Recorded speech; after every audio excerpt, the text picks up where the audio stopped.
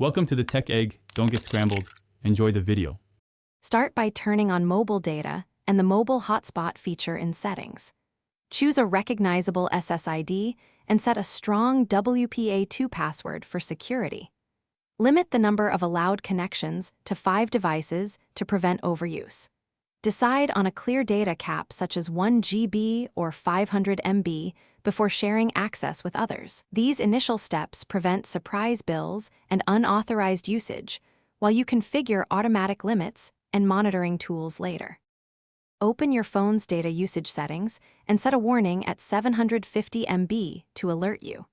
Configure a hard mobile data limit at 1 GB to halt tethering automatically when reached.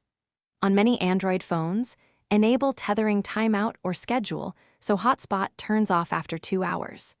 Combine the data limit with the connection cap you set earlier for layered protection. These automated controls ensure the hotspot stops before significant overage or battery drain occurs. Regularly monitor hotspot usage weekly and adjust your cap from 1 GB upward if necessary.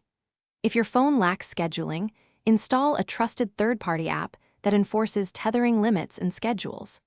Advise connected users to avoid high-bandwidth tasks like streaming video and automatic updates.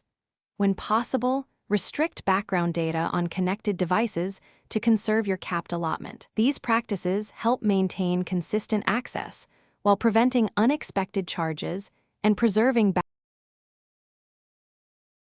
Thanks for watching. Consider subscribing if I helped unscramble your problems.